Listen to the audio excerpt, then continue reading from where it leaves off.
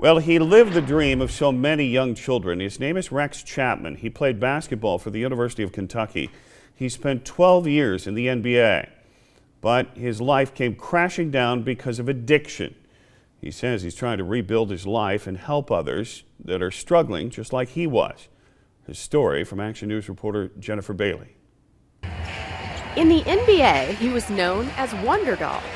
Chapman with a steal and a slam. In Kentucky, he was known as the King. Now he goes by a title no one would have ever imagined back then. Hey y'all, I'm Rex and I'm an addict.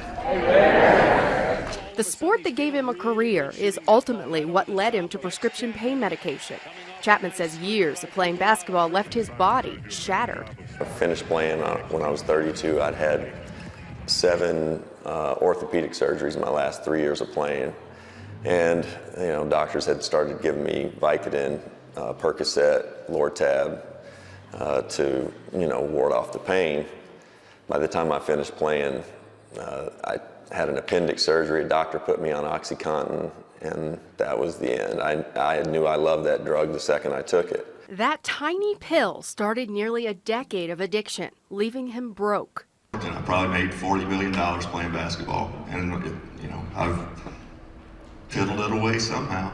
And behind bars. I always said I like to have fun, but I draw the line where somebody's going to take my freedom away from me. I'm not going to go, well, I did that. In 2015, Chapman was caught on surveillance video stealing from an Apple store in Scottsdale, Arizona. He pleaded guilty to felony charges, was sentenced to probation, and had to pay back more than $15,000. When speaking about his addiction recently, he admits he doesn't even remember stealing and has never seen the video. And now he uses laughter to deal with the shame. Guys, listen, handcuffs make you look 80 pounds heavier. By the time Chapman went to rehab, he was taking 40 Vicodin and 10 OxyContin a day. While I'm driving down there to rehab, I took more Vicodin than I normally did. And I'm on a dirt road pulling into rehab, and I felt myself sort of short circuit. And the next thing I knew, I was over in a ditch. I don't know if I was out for an hour or 5 minutes or 5 seconds, but I remember thinking, I need to get in here before I die. A few months later, Chapman was taking pills again. It took a few trips to rehab before he was able to stay clean.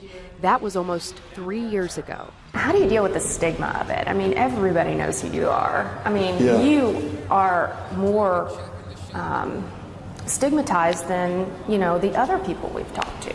When you get in trouble, when you do something wrong, you screw up, you say something wrong, everyone knows, just because that's the world we live in. 24-hour news cycle, the most salacious stuff sells. So that's just part of it. It's going to be part of my present, and it'll be part of my future too. So if I'm going to go through this, I would like to help some people along the way. Jennifer Bailey reporting for us. A few months after his first stint in rehab, he was, as she mentioned, taking pills again. He did finally get clean 3 years ago.